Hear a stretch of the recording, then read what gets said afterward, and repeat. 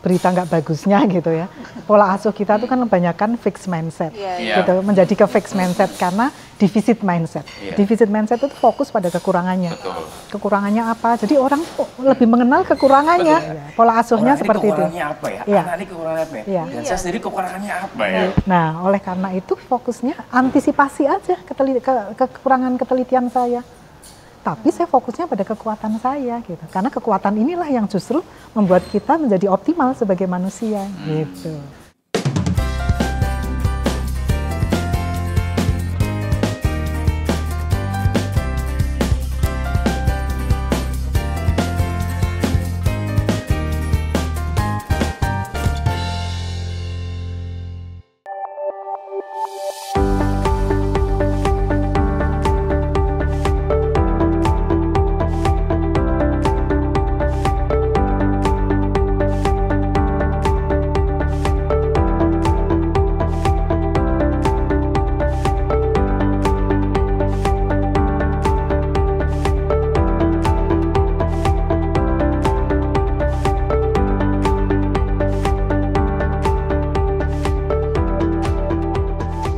Entokers, ketemu lagi di episode terbaru Entok dan sekarang kita lagi ada di Haris Hotel di kawasan Gubeng, pusat kota Surabaya.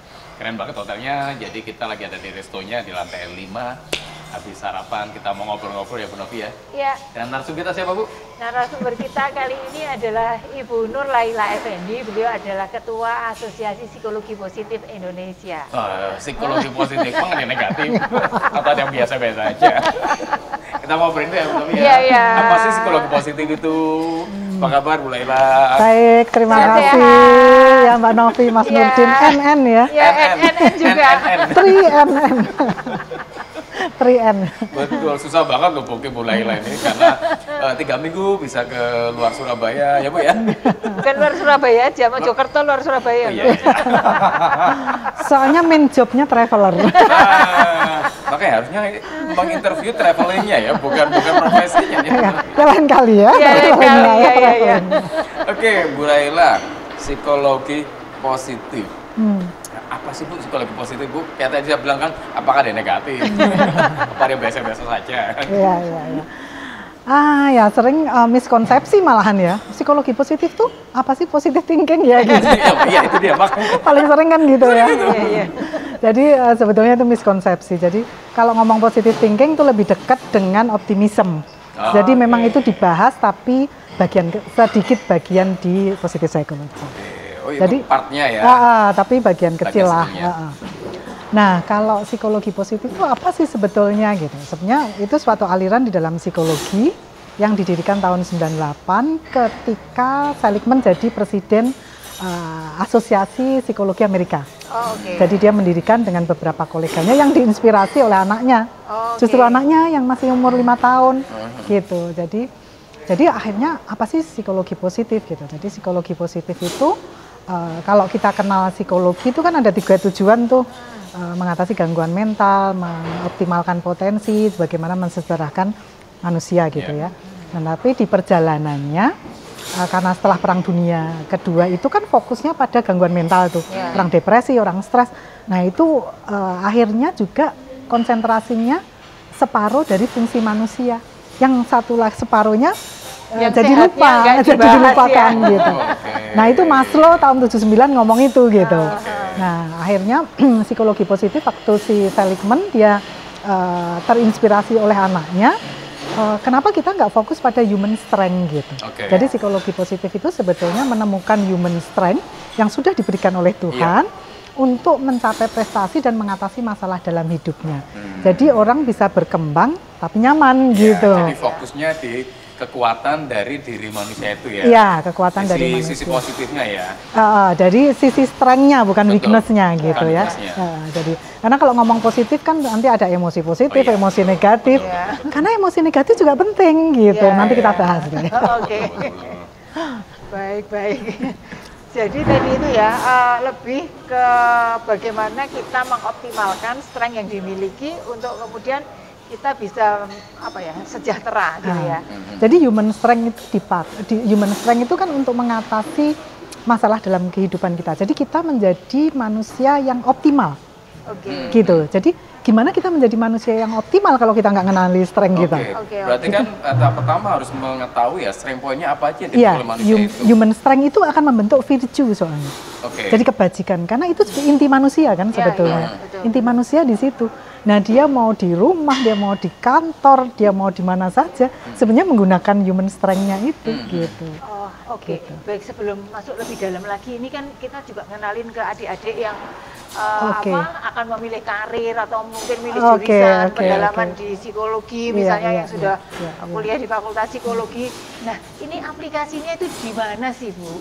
Misalnya itu seperti apa? Karena dari dulu kan sebenarnya ketika orang-orang lulusan psikologi itu dianggap orang yang lebih berempati, orang yang baik hatinya, mengerti orang lain, yang kayak gitu kan. Nah, ini mungkin nanti aplikasinya di mana dibandingkan dengan mungkin lulusan-lulusan psikologi yang lain? Iya, kalau kita bicara aplikasi tidak bisa lepas dari sainsnya dulu gitu ya, kan bagaimana sains itu diaplikasikan gitu. Jadi memang psikologi itu sebetulnya ilmu yang menarik karena selain sains juga aplikatif gitu. Cuman kembali lagi, sainsnya itu tujuannya kemana, aplikasinya tujuannya kemana. Nah, aplikasi maupun sainsnya tujuannya adalah jadi gini, kalau kita sering bahas tuh tentang kesehatan mental, ya kan? Itu ada spektrumnya. Jadi kalau dari itu yang mengeluarkan dari Cambridge Center Wellbeing-nya mereka, itu ada spektrumnya tuh kesehatan mental.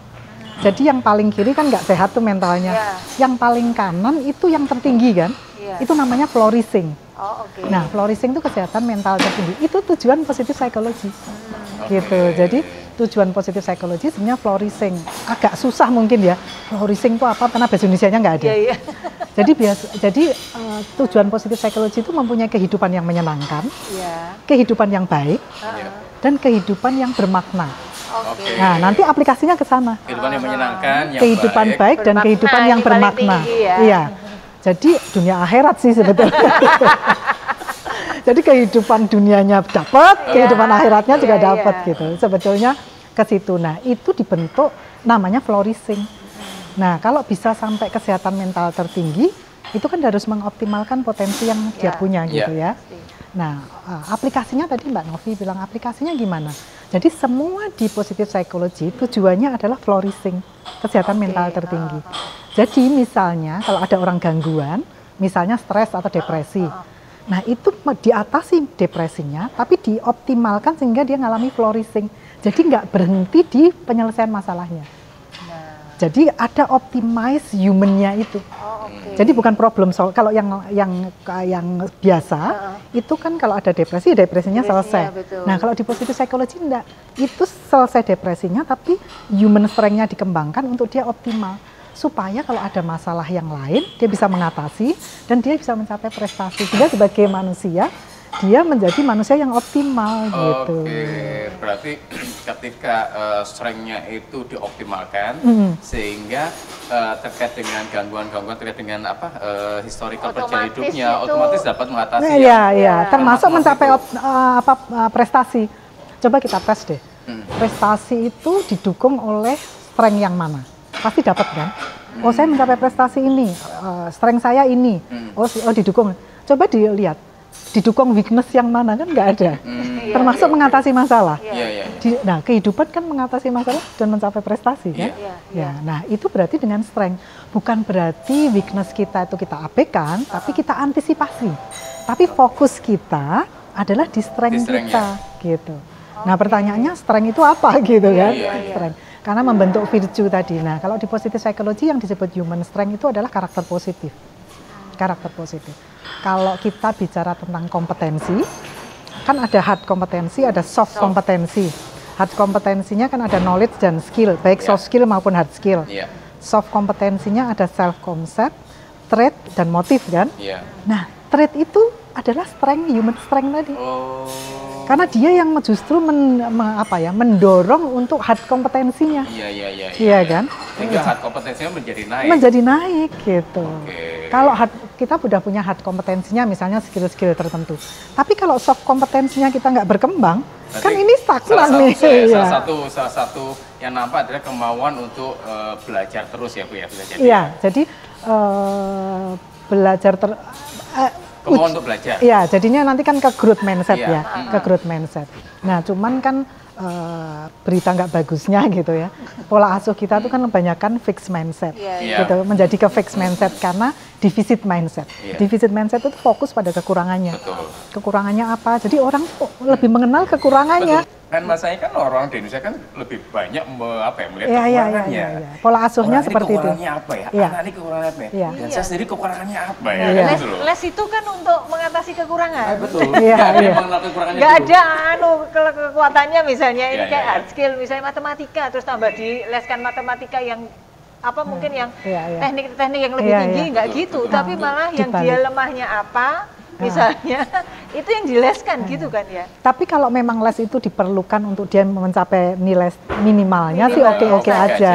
Iya. Tapi bukan fokus di sana Iya, gitu. iya, iya. Jadi cukup diantisipasi aja sih kekurangan. Misalnya ketelitian deh. Iya, iya. Saya misalnya kelemahannya ketelitian. Ketika saya fokuskan kepada telitian, paling ya saya sedang-sedang aja kan. Iya, Nggak bisa menjadi orang Iya. accounting Iya, gitu iya, kan. iya. Betul. Nah, oleh karena itu fokusnya antisipasi aja kekurangan ketelitian saya. Tapi saya fokusnya pada kekuatan saya gitu. Karena kekuatan inilah yang justru membuat kita menjadi optimal sebagai manusia gitu.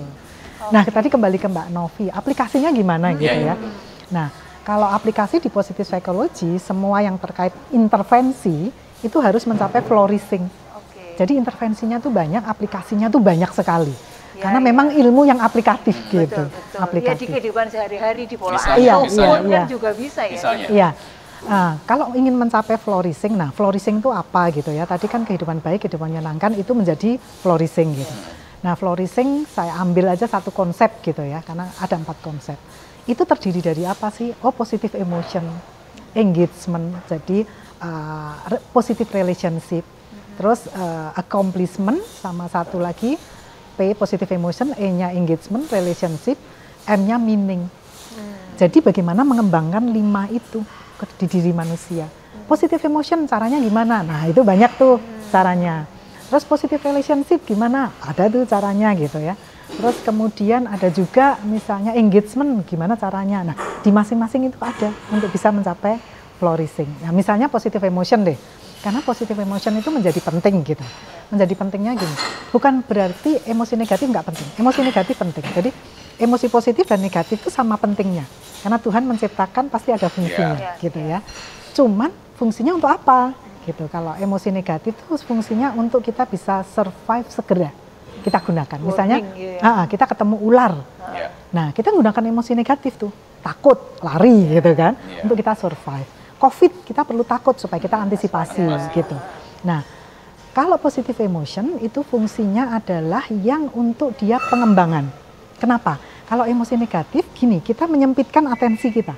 Ya kan, ketika takut ular, kita fokusnya pada ular kan. Udah nggak inget yang lain-lain gitu. Nah, oleh karena itu jangan dibawa terus. Karena kalau dibawa terus dia pada ketakutannya itu. Nah, oleh karena kalau emosi positif kebalikannya. Itu mengembangkan atensi.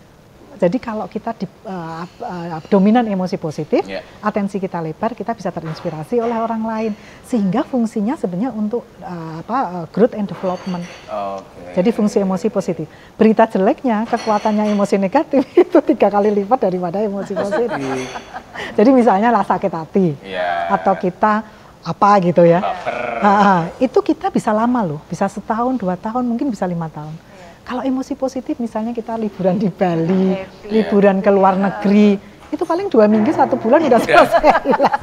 Nah kan, oleh karena itu sering-seringlah Betul, membangun emosi positif supaya ketika ada emosi negatif muncul, itu bisa kembali ke emosi positif lebih cepat. Oke, kemudian selain dari diri sendiri harus membangun kan otomatis. Iya, iya. Lingkungannya juga mempengaruhi tuh, Bu. Ya enggak? Nah, membangun emosi positif ada beberapa tips gitu ya. Tips masa lalu, masa sekarang, dan masa depan. Jadi gimana membangun emosi positif dari angle itu gitu. Kalau masa lalu, bersihin tuh kita perlu forgiveness tuh. Yang luka-luka kita tuh perlu dibersihin. Karena itu supaya emosi positifnya masa lalu bagus. Terus kebersyukuran. Jadi 1 menit yang lalu kan sudah masa lalu tuh. Nah itu bersyukurnya itu bukan cuma di mulut ya. Kalau yang muslim suka alhamdulillah gitu. Tapi di hati tuh. Jadi kebersyukurannya itu kalau saya dulu membuat kebersyukuran sehari 10 selama 3 bulan. saya catat tuh buat jurnal. Mahasiswa semester 1 tuh diminta untuk buat nulis kebersyukuran 3 selama 1 semester. Kenapa? Karena ketika kita bersyukur, nanti kalau lama gitu ya, sering nulis gitu, nanti hal-hal kecil itu kita syukuri. Tadi dibukain pintu itu kita sudah bersyukur gitu. Alhamdulillah pagi ini saya ketemu Bu Laila. Alhamdulillah pagi saya masih ketemu Bu Novi. Alhamdulillah pagi ini masih bisa TP. Iya. Nah, kalau semakin ya, Bu, ya? Semakin lama itu kan hal-hal kecil akan kita, sehingga kita melihat dunia sama tapi angle-nya kan berbeda. Jadi akan melihat dunia lebih indah. Nah, itu kan membangun emosi positif pada yang sudah terjadi. Kemudian kalau membangun emosi positif pada sekarang kan orang tuh kalau stres itu kan apa yang sudah terjadi. Kalau cemas apa yang belum terjadi. Nah, diajaklah namanya mindfulness. Hadir sepenuhnya saat ini. Nah, itu dilakukan mindfulness. Mindfulness ada 2, bisa mindful yang bersifat aktivitas, bisa yang meditasi. Nah, kalau rajin melakukan itu emosi positifnya keluar. Sehingga apa? Hormon-hormon positif kan keluar. Serotonin, dopamin, segala macam gitu. Terus kalau masa depan itu hope dan optimism. Nah, hope itu goals. Jadi makanya ada goals apa sih 1 tahun ke depan, itu kan buat kita jadi optimis kan.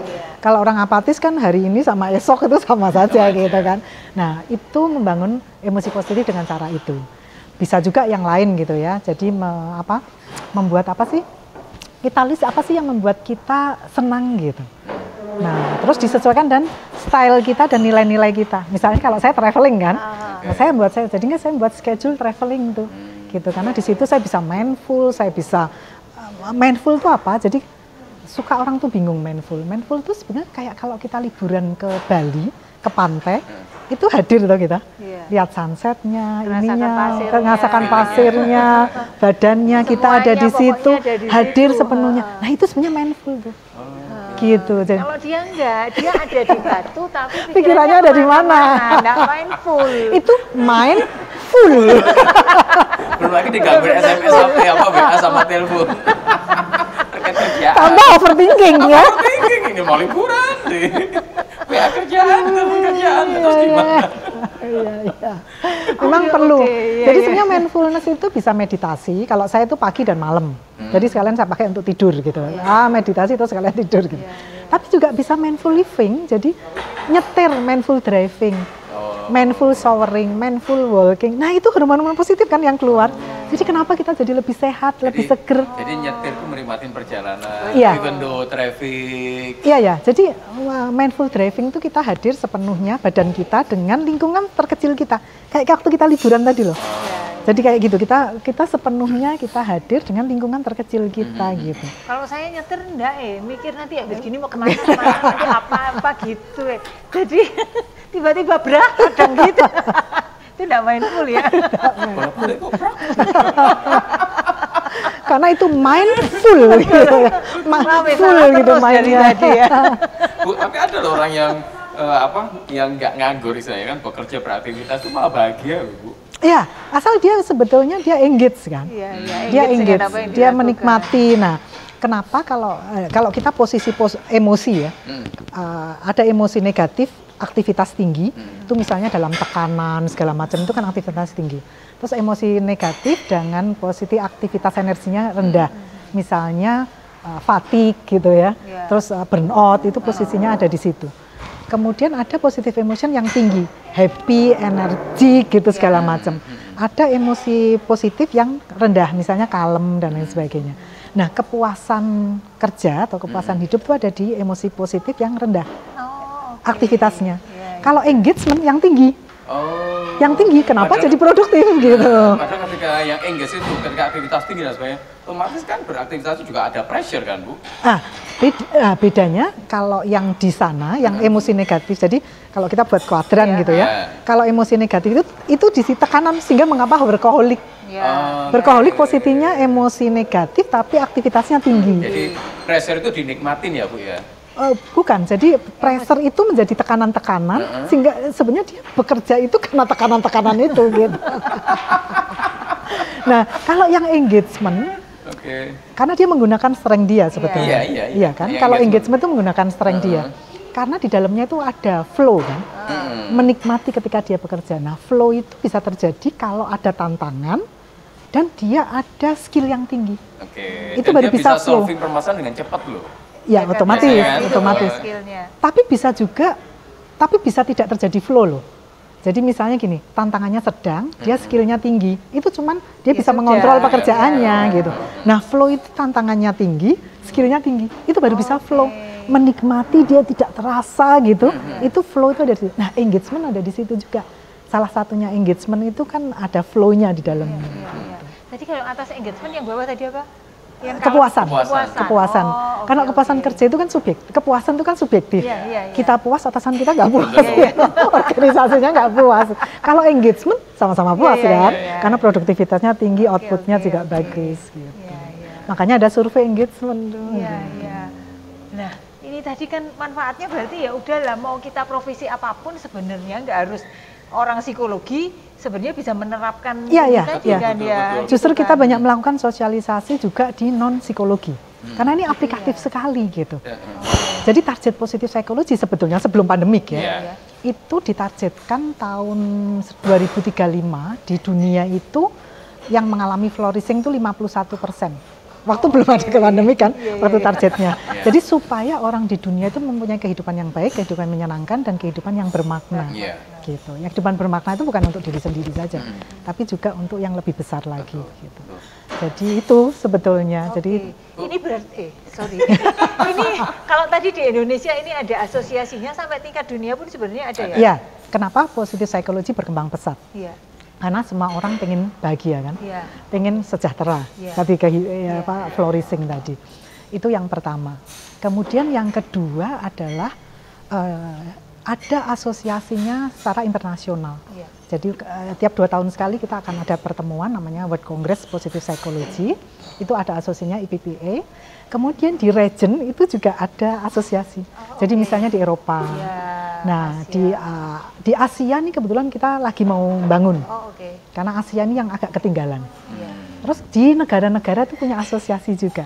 Sehingga kenapa itu cepat. Jadi kayak gerakan gitu cepat. Dan ketika kongres pun itu yang hadir itu bukan cuma ahli psikologi saja, maksudnya saintis saja, tetapi juga orang-orang konsultan. Karena mereka banyak konsultan yang menerapkan positive psychology untuk di tempat itu. Kemudian juga ini member tapi tidak aktif. Member aktif ya. Dan pemegang kebijakan juga biasanya juga hadir. Karena kan beberapa negara itu kalau kita lihat survei happiness gitu ya atau well-being itu negara-negara Skandinavia itu kan selalu masuk 10 top 10 besar. Ada 2 negara yang sudah ada Kementerian Happiness. Kalau di India itu di negara bagian Pradesh ya.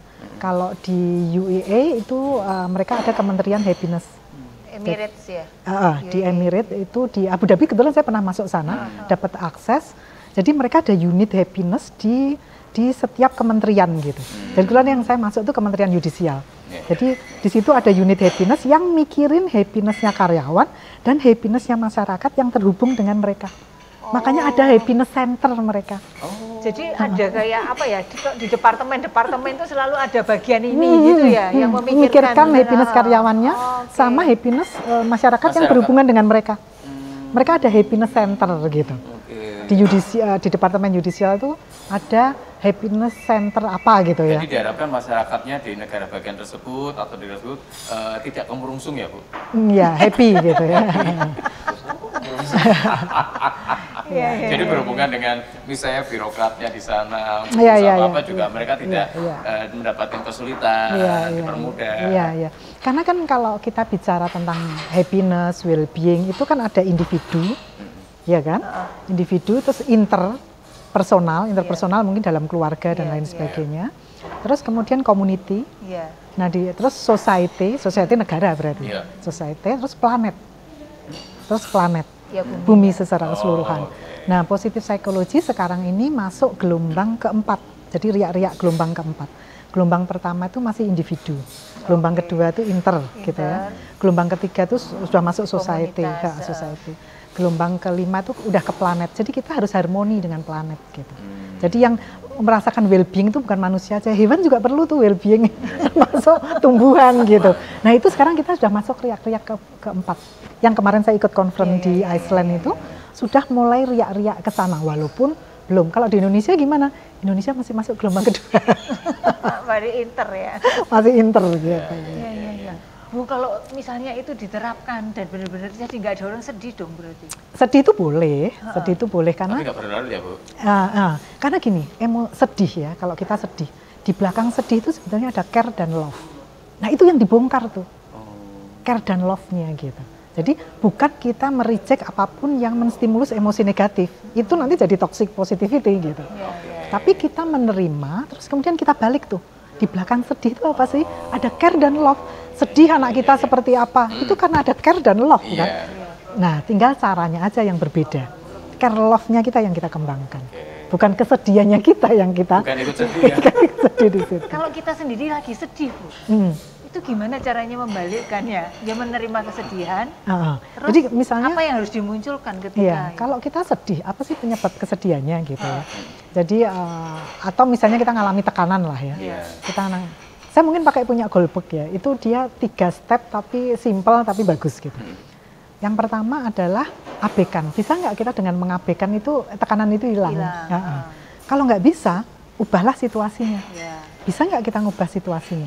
Jadi misalnya, nih orang nih bercerai orang tuanya, bisa nggak dia ngubah situasi itu? Oh ternyata nggak bisa. Nah masuk step ketiga, ubahlah persepsi kita terhadap situasinya. Jadi misalnya, oke, saya dilahirkan di keluarga seperti ini, itu kenapa ya? Tuhan tuh pesannya apa ya? Jadi hadiah itu tidak selalu dalam bentuk kesenangan. Kan bisa hadiah itu bentuk derita kalau kita bisa memaknai. Nah langkah ketiga itu tuh. Untuk melihat hadiah dari Tuhan itu apa? Oh saya menjadi orang yang lebih kuat. Saya menjadi, oh ini pesannya. Gitu. Jadi kalau step 1 nggak bisa, step 2 nggak bisa, ambil step ketiga gitu. Jadi itu yang membuat kita lebih rileks gitu ya. Makanya jangan sering sedih tuh kayak Bu Laila gini loh. Saya tuh nggak pernah sedih. Cuma nolong. Bete. Bete tuh negatif kan ya Bu ya. Makanya saya tuh kerja Bu. Nggak bete terus. Pelarian berarti kerja. Enggak, kalau nggak kerja nggak dapat duit Bu. Makin bete. Oh itu ya. Asal bayar cicilan gimana? Nah yang engagement itu ketika orang tidak bisa membedakan antara bekerja dan bermain. Itu orang beruntung kan? Orang yang beruntung kan ketika tidak bisa membedakan mana bekerja mana bermain. Kalau bekerja karena kewajiban, bermain karena keinginan. Ketika bekerja karena keinginannya, berarti dia seumur hidupnya nggak pernah bekerja dong. Dia bermain, tapi dapat duit terus. Jadi dan menikmati dan lebih sehat. Ya pekerjaan adalah playground. Iya. Ini kan Bu Laila ini loh, makanya belajar psikologi positif. Mari masuk sekali. Loh Bu, yang masuk harus psikologi ya? Kalau yang masuk asosiasi iya ya karena psikologi positif. Tapi terapannya kan kita bisa di non psikologi. Sebentar lagi kita kan juga akan ada community well-being.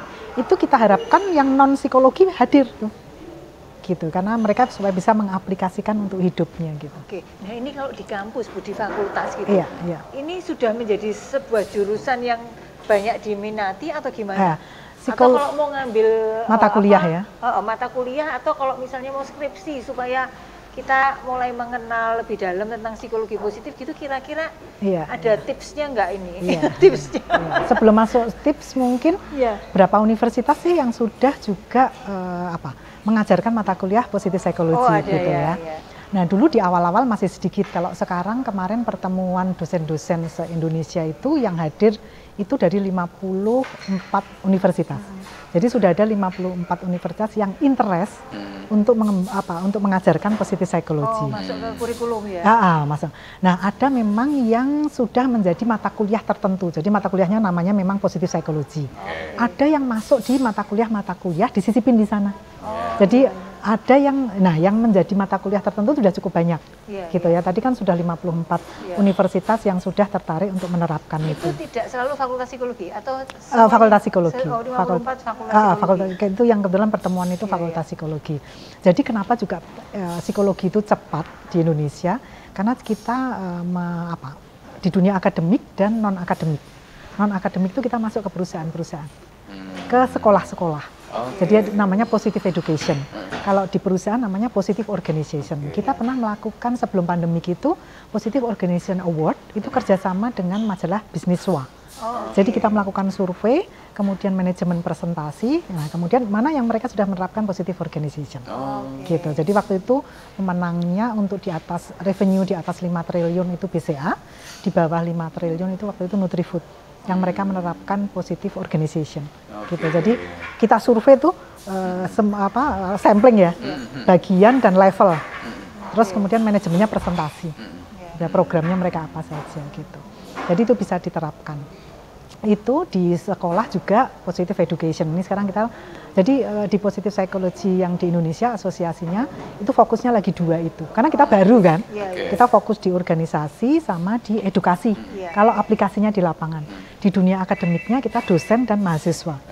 Jadi mahasiswa itu dengan kuliah tamu, kita kan kalau mereka belum ada, kita ada biasanya tuh ada undangan kuliah tamu tuh, di universitas. Jadi mahasiswa juga mulai mengenal tuh positive psychology.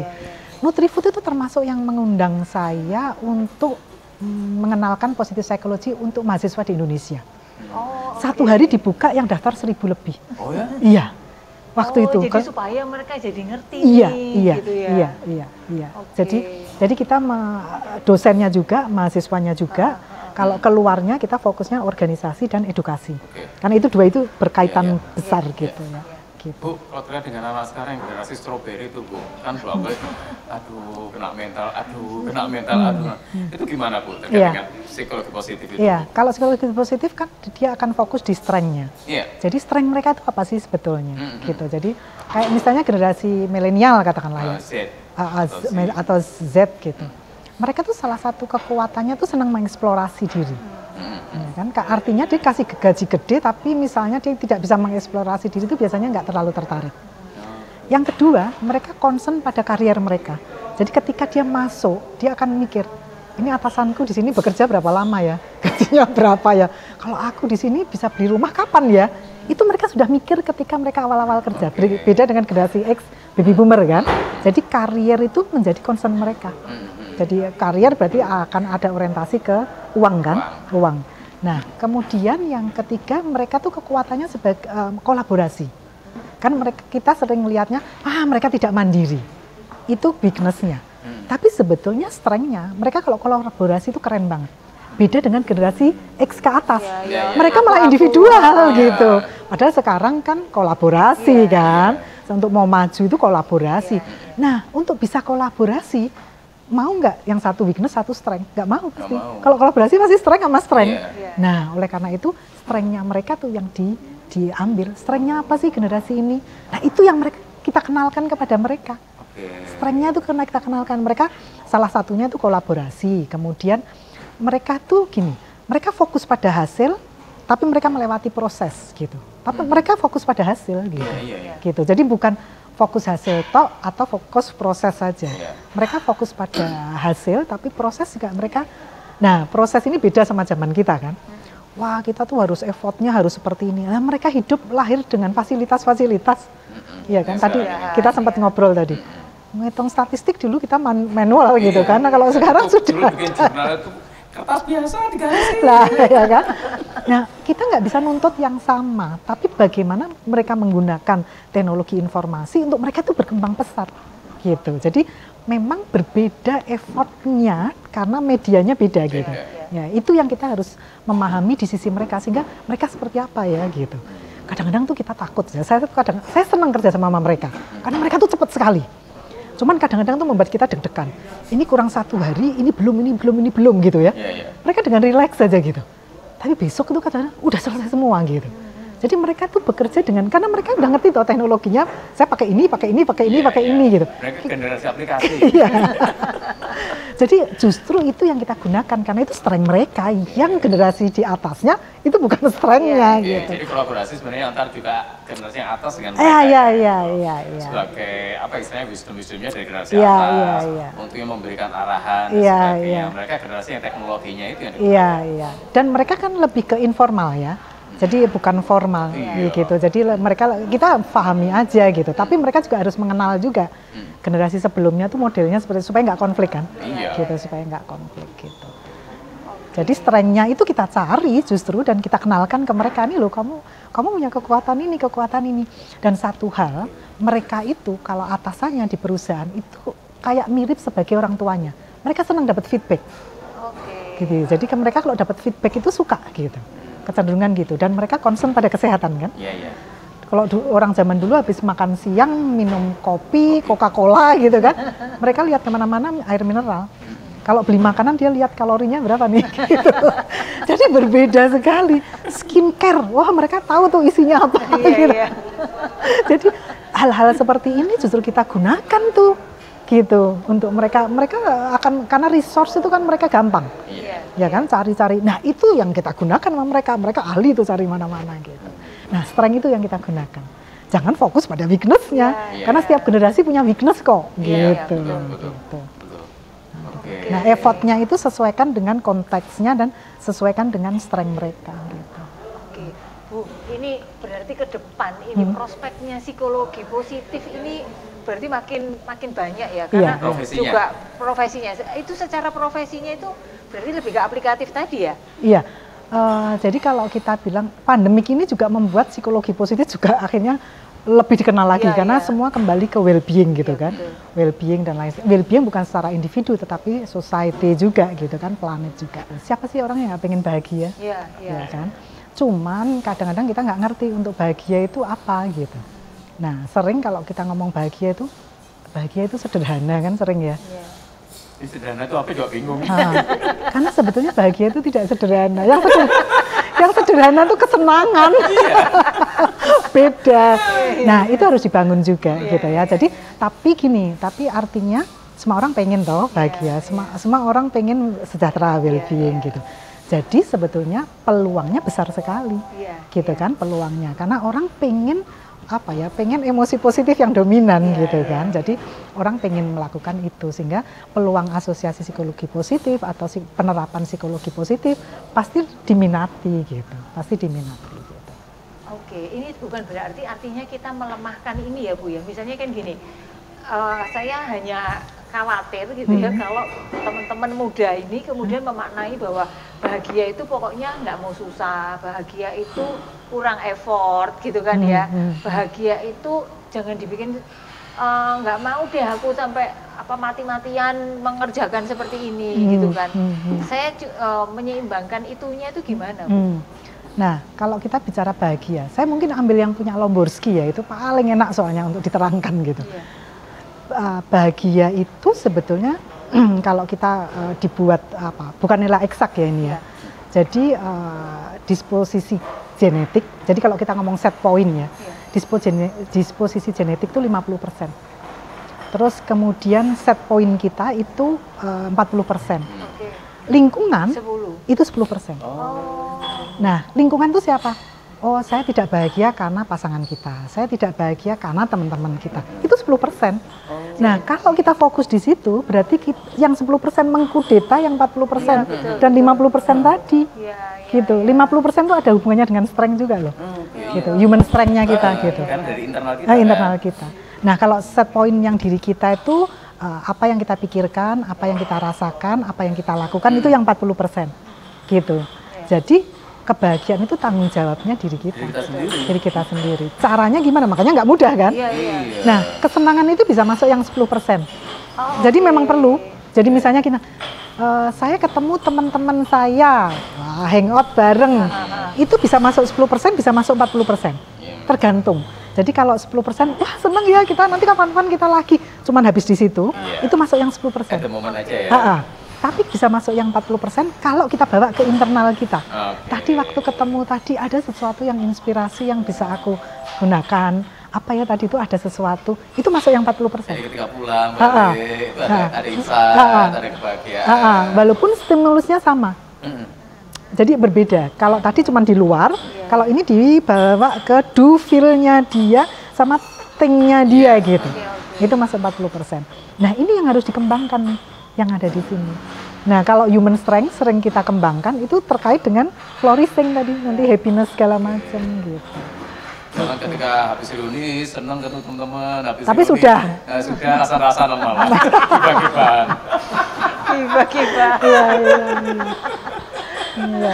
Ya itu jadi dibawa energi positifnya dimasukin ke dalam diri Iya, kita. iya. Energi itu sebenarnya netral ya. Energi itu netral. Yang ada positif negatif itu kan emosi. Tinggal emosinya di energi tinggi atau energi rendah. Kalau rendah itu yang kalem tadi, tinggi excited, happy gitu. Oke, Bu. Ini membernya AP2 itu sudah berapa banyak ya? Jadi sebetulnya gini, member itu kan harus melewati HIMSI. Iya. Jadi Himpunan Psikologi Indonesia gitu. Nah, kalau di positive psychology ada yang member ikut itu, karena itu biasanya untuk orang praktek lah, ya kan diperlukan member itu. Ada yang tidak masuk di HIMSI, tapi mereka peminatan di positive psychology. Nah, itu lebih banyak tuh. Nah, ini kayaknya nanti harusnya ini dia dipaksa aja nanti. Dipaksa untuk bahagia. Iya. Boleh. Oke. Karena gini memang betul sih sebenarnya kan juga energi yang saya pahami sebenarnya energi positif atau kemudian kekuatan itu adalah dari diri kita sendiri sebenarnya. Iya. Ya, Kita harus mengenali. Yang mengenal diri kita sendiri, membangun diri kita, bukan orang lain. Iya. Karena masing-masing ada tanggung jawab diri kita sendiri kan, bukan ketika kita sudah mulai dewasa, kita punya tanggung jawab terhadap kehidupan kita, terhadap kebahagiaan kita, terhadap apa yang kita lakukan. Kan? Jadi juga merupakan fungsi apa ya, part dari tanggung jawab lah untuk kita bahagia, dengan kekuatan kita itu. Cuman pertanyaannya gimana kita kenal strength kita Nah, gitu. itu dia siapanya. Nah, bagaimana kan kita mengenal strength kita? Apakah bisa juga lewat orang lain yang masih memberikan masukan atau dari kita sendiri, Bu? Iya. Jadi ada beberapa cara sih sebetulnya. Kalau di positive psychology memang ada disediakan toolsnya untuk mengenal positif karakter strength kita. Itu namanya VIA karakter strength. Jadi kita bisa masuk ke sana. Oh, jadi harus nanti psikotes juga bisa ya, Bu ya untuk itu ya? Itu inventory ya, bukan psikotes, bukan yang yang orang awam taunya pokoknya psikotes. Ya, gampangnya gitu, Bu. Jadi kita bisa lihat, kita bisa ngisi itu, nanti kita ketemu tuh nomor 1 sampai 24 tuh kita urutannya apa. Jadi itu karakter positif semua. 1 sampai 24 itu mana bisa yang kuat. Jadi 1 sampai 24. Jadi paling tinggi itu kan paling kuat. Nanti ada gitu. rankingannya ya. Nah, itu bisa pakai cara itu, jadi kita sudah langsung tahu. Jadi misalnya saya ketika saya masuk, nomor 1 creativity, nomor 2 love or learning, nomor 3 curiosity, nomor 3 Z itu yang orang yang punya energi tinggi. Terus curiosity itu. Nah, atau bisa juga, nah itu juga ada dua. Bisa yang free itu bahasa macam-macam ada. Jadi bisa bahasa Inggris, bahasa Indonesia, bahasa Madura nggak ada ya. Bahasa Jerman, bahasa Turki ada. Tapi yang free hasilnya benar toh, Bu? Yang penting hasilnya benar. Nah, hasilnya benar, semua sama. Cuman bedanya gini. Kalau free itu kan icip-icip ya, kan bolehnya dikit toh. Nah, oleh karena itu kalau kita free ya dapatnya sedikit gitu loh, informasinya itu sedikit. Kalau yang berbayar ya dapatnya informasinya banyak. Nah, itu bisa cara pertama. Jadi kita langsung bisa dapat. Nah, cara yang kedua kita bisa tanya di sekitar kita, orang yang paling dekat dengan kita. Jadi kalau ada 5 orang mengatakan 3 mengatakan ini, oh berarti strength saya ini gitu. Nah, itu. Nah, cuman ketika mengenali karakter strength, itu nggak berhenti di situ. Kalau bakat kan dimaksimalkan ya. Kalau karakter itu optimal, bukan maksimal. Jadi maksudnya optimal gimana? Di tengah. Jadi bukan ekstrim kiri, bukan ekstrim kanan gitu ya. Jadi istilahnya kalau di positive psychology bukan overuse, bukan underuse, tapi masuk ke optimal use. Jadi misalnya creativity tadi ya saya.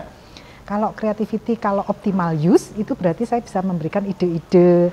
Kalau meeting itu saya aktif, menyampaikan, itu optimal use. Kalau overuse, saya jadi eksentrik. Kalau underuse, saya conformity. Jadi kalau meeting ya saya ngikut aja gitu. Itu berarti saya underuse. Jadi bukan sekedar tahu, tapi saya masuknya optimal use, underuse, atau overuse gitu. Nah, setelah tahu baru kita gimana kita geret untuk optimal use. Nah, itu cara-caranya juga ada semua di positive psychology. Jadi banyak sekali memang. Nah, ya kalau yang cara kedua itu dapat feedback. Dapat feedback dari. Saya contohkan waktu Lapindo, saya belum kenal positive psychology waktu itu. Lapindo itu diminta untuk anak-anak remaja. Saya bingung anak remaja ini mau saya apain gitu ya. Nah, itu ada gelas aqua itu loh. Gelas aqua, nggak boleh nyebut nama ya.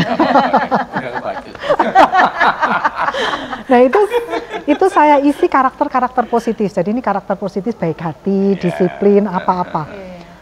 Sebelum acara itu saya diomongin, Bu, ini ada anak 1 yang troublemaker. Suka ganggu, emang anak itu nggak bisa diam, ganggu sana sini gitu. Nah ketika duduk semua, saya bilang minta setiap orang ngasih ke temennya dari karakter-karakter ini, gitu. Itu kan memberi feedback. Yang paling banyak ternyata yang troublemaker. Terus akhirnya saya bilang, tolong dibuka, gitu. Tolong dibuka. Karena dia selama ini dapat informasinya, itu adalah dia negatif kan? Yang inilah, yang ini. Itu kan membentuk karakter dia. Akhirnya label kan? Dia labeling, itu labelnya itu. Nah, tapi ketika dia lihat itu kan dari teman-temannya. Dia baik hati. Dia baca tuh sambil nangis. Sambil nangis, akhirnya sampai saya peluk. Terus setelah selesai acara itu, dia berubah loh. Karena kecenderungan orang ketika mengenali strength-nya dia akan mempertahankan. Gitu. Jadi kenapa feedback itu juga penting. Kalau nggak bisa dari itu, bisa kita bicara. Karena kadang orang belum bisa mengenali diri sendiri. Iya, dan itu kita akan perlu. susah lebih mengenali diri sendiri daripada orang lain. Orang yang mengamati. Iya. Cuman orang yang sangat mengenal yang sangat mengenal dengan yang kita. terdekat Dengan diri kita. Menarik ya. Menarik, ini tidak selesai kita ngobrol. Oke. Ibu dulu tertarik awalnya masuknya itu gimana, Bu? Kemudian mendalaminya itu kan psikologi banyak. Ini saya belum pernah cerita loh ini. Jadi sebetulnya awalnya sih saya juga nggak ngerti itu positif psikologi gitu ya. Saya ikut conference di Paris. Terus saya mikir kalau di Paris ini yang dekat-dekat ada conference apa ya supaya sayang gitu loh uangnya udah jauh-jauh. Oh di Belanda ada positif psikologi. Tapi ngirim abstraknya udah terlambat. Itu 2013. Jadi akhirnya saya ikut itu. Ikut itu. Tapi yang sebagai peserta. Nah, tapi sebelum waktu saya lihat itu Februari itu ada di Australia positif psikologi juga. Saya bilang ikut deh gitu. Jadi saya berangkat ke Australia dulu. Terus kemudian dan ketika saya lihat itu loh ternyata penelitian saya tuh topik-topik di positif psikologi gitu. Baik disertasi saya maupun tesis saya. Terus ketika saya lebih mengenal, loh dulu saya di perusahaan kan ada 4 kali perusahaan asing. Yang 3 ini itu menerapkan positive organization. Jadi ketika saya lihat, loh ini ternyata kok dekat dengan saya. Terus saya baru nginget tuh sebelumnya ini saya belum pernah ngomong di mana-mana.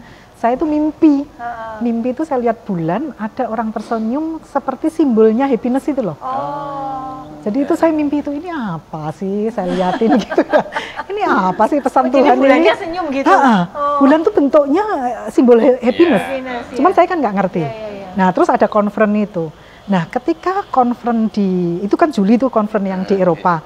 Ketika perjalanan dari Paris kalau nggak salah dari Paris ke Jerman atau dari Belanda ke Jerman saya lupa. Itu saya membuka Facebook, membuat grup positif psikologi di Facebook. Saya mikir kok orang Indonesia nggak ada ya. Jadi itu cuma saya aja, termasuk yang di Australia dengan di Belanda. Saya bilang kok nggak ada orang Indonesia, coba tak buat grup positif psikologi di Facebook. Terus saya kan naik kereta tuh, dalam 1 jam yang add itu 97 orang. Saya bilang berarti nggak ada wadahnya aja nih, sebenarnya banyak orang interest. Padahal di luar negeri sudah ada conference. Sudah ada conference, tapi saya baru lihat 2 kan. Nah sejak itu saya menjadi fokus ke positif psikologi, termasuk di universitas. Jadi di universitas tuh ada bidang, kan ada bidang PIO, psikologi industri organisasi Di bidang PIO tuh kita coba mengembangkan positif psikologi. Terus kemudian ke fakultas, sehingga fakultasnya Universitas Widya Mandala itu scientific vision-nya positif psikologi. Terus temu ilmiah pertama positif psikologi di Widya Mandala. Terus kedua itu tahun 2015, terus 2016. Jadi itu 2017 Asosiasi Positif Psikologi dideklarasikan di Widya Mandala juga. Sebelumnya kita ada pertemuan bersama dosen-dosen di Indonesia yang interest itu di Bandung di Universitas Maranatha. Yang mereka juga scientific vision-nya juga positif psikologi. Gitu awalnya. Jadi saya terus akhirnya buat WA group. Jadi waktu habis temu ilmiah itu kan ketemu tuh dosen-dosen. Gimana kalau kita buat WA group? Ayo setuju. Nah, ketemu ilmiah kan ketemu tuh. Buat WA group. Mbak Novi ada ya di yang bukan grup dosen. Jadi grupnya tuh ada banyak. Grup khusus dosen, grup mix, grup apa pengurus, grup apa gitu. Jadi akhirnya mulailah kita jadi ketemu, jadi mulai berkembang, ada aktivitas apa segala macam. Semakin berkembang ya. Jadi tidak salah karena beliau jadi pelopornya deh. Jadi awalnya tuh ceritanya itu sehingga saya merasakan, nah itu juga yang menjawab pertanyaan saya tuh di positif psikologi. Kenapa ya saya bekerja bukan passion saya, Jadi malah yang saya hindari, tapi saya harus bekerja di situ gitu. Jadi waktu itu saya di marketing dan sales department, waktu di perusahaan asing. Itu pekerjaan yang sangat saya hindari.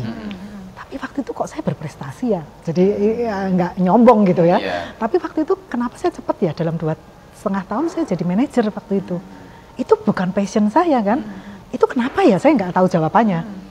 Terus kemudian ketika jadi dosen juga sama, saya nggak suka jadi dosen kan. Terus apa ya, saya lihat ternyata saya mengembangkan strength saya itu tadi. Jadi waktu di perusahaan, kan saya tuh ada love of learning, creativity gitu ya, curiosity. Nah itu yang saya kembangkan. Oke, jadinya itu tadi. Jadinya itu, misalnya saya buat program, coba saya tawarkan. Saya buat program, ya dicoba aja di tempatmu. Ketika bagus, oh dicoba yang lebih besar. Terus akhirnya dicoba se-Indonesia. Gitu. Jadi akhirnya itu yang membuat sebenarnya mengembangkan strength, bukan passion itu. Bukan kesenangan. Bukan passion. Jadi kayak misalnya teman saya kan kebetulan alumni di perusahaan dulu tuh punya perusahaan-perusahaan gitu. Pak, nganu ya, bantu ya marketingnya. Saya bilang itu bukan passion. Konsepnya oke gitu ya. Cuman konsep aja, kreativitinya kan saya bisa tuangkan di situ gitu.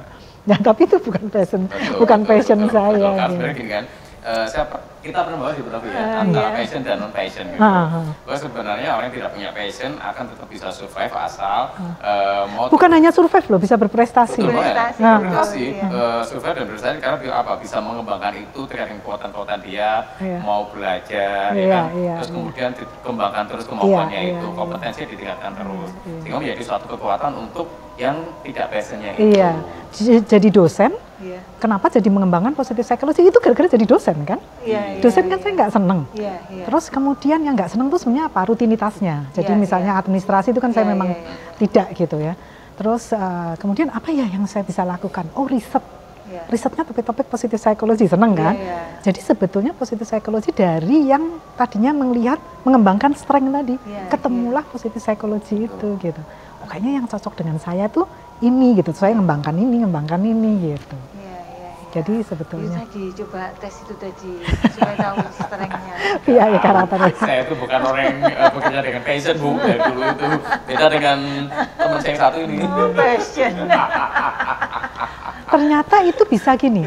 Jadi kehidupan kita itu, pekerjaan kita misalnya walaupun passion, apalagi kalau udah ada strength, passion lagi. Itu luar biasa kan. Tapi maksud saya begini. Kita bisa sangat menikmati itu justru ketika kita bisa hubungkan dengan purpose in life kita, meaning kita. Meaning kita. Jadi meaning kita, pekerjaan kita sama strength kita itu ketika diramu, wah itu luar biasa. Kita kesannya menikmati hidup, kerjaan banyak tapi nggak kerasa. gitu. Jadi kayak saya sekarang gitu. Kalau saya cuman fokusnya 3 aja. Traveler gitu ya. Speaker sama penulis gitu. 3 itu aja. Tapi itu dikaitkan semua dengan pekerjaan saya sebagai dosen, peneliti gitu kan. Terus apa segala macam. Traveling itu juga saya kaitkan misalnya dengan conference. Terus kemudian setelah conference saya traveling di beberapa negara dekat-dekatnya sekalian, itu saya mempelajari culture-nya di situ, penerapan positif psikologi di sana seperti apa. Jadi benar-benar yang ngeblend semua. Ternyata kayaknya kalau lihat tuh beda-beda tapi ngeblend semua gitu. Jadi kok kayaknya nggak kerja ya, kayaknya kok cuma itu meaningful life itu tadi. Yang pekerja itu jadi seperti playground ya. Iya. Jadi meaning itu sebetulnya kunci termasuk di pekerjaan. Meaning, karena ada meaning at work dan meaning in work kan. Ya, jadi itu ada bedanya dan bagaimana kita membangun meaning supaya orang itu happy gitu. Nah itu meaningnya dulu dibenerin dulu gitu. Jadi meaning in worknya dan meaning at worknya gitu. Jadi itu banyak sekali bahasan di positif psikologi ya. Belum positif education, positive organization, positive parenting. Banyak sekali memang bisa diterapkan di mana saja ya, di konteksnya itu banyak. Gitu. Ini pengenalan. Iya. Terima kasih banyak. Terima kasih banyak juga. Ini yang psikologi pun jadi belajar loh. Apalagi saya bukan psikolog kan. Saya tuh psikolog. Jadi thank you untuk sharingnya Bu terkait dengan psikologi positif. Kita semakin tahu bahwa yang namanya kita mengenal diri kita sendiri itu penting, terutama terkait dengan strength kita daripada weakness kita. Dan itu dioptimalkan terus ya Bu ya. Atau kalau misalnya kita nggak tahu, kita bisa tanya orang sekitar kita yang sangat mengenal diri kita. Dan upayakan untuk meminta feedback terkait dengan strength kita, bukan weakness kita. Sehingga fokusnya memang di strength-nya kita kan, bukan di weakness-nya kita. Dan sering-sering membangun emosi positif. Betul, dan jangan seringkali juga ini orang kekurangannya apa, ini orang kekurangannya apa ya. Justru dibalik ini orang kelebihannya apa kan. Kelebihan saya apa sih, itu juga terus digali, bukan kekurangan kita apa kan, itu yang selalu dikembangkan. Atau kalau tidak bisa melakukan tes ya, Bu Novi ya, boleh lari dan sehingga kita tahu sering kita itu di mana dan mengoptimalkan lagi kekuatan itu. Dan itu juga akhirnya menjadi suatu menjadi suatu makna buat diri kita dan buat kehidupan. Dan kita selalu bahagia.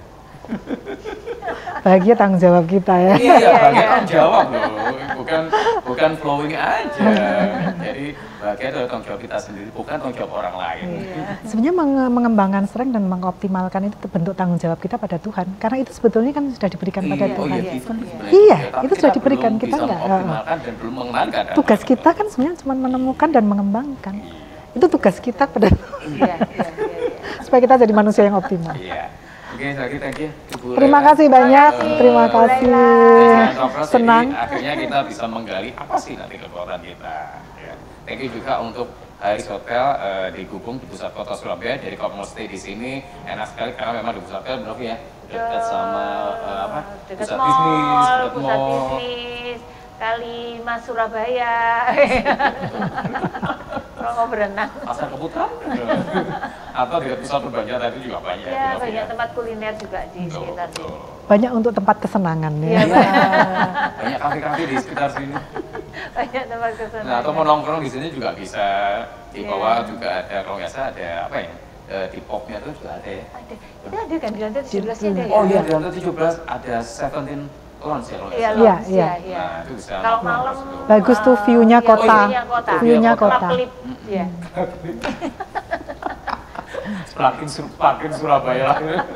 Ya, oke, kita harapkan sampai ketemu lagi di episode berikutnya dengan narasumber yang lebih menarik juga, atau juga misalnya dari kami berdua ya, topik-topik yang juga bisa dipantengin terus untuk development diri kita ya, sehingga karir kita juga terus di maintenance, terus naik. Oke, baik, jangan lupa untuk like, subscribe, dan juga share kepada teman-teman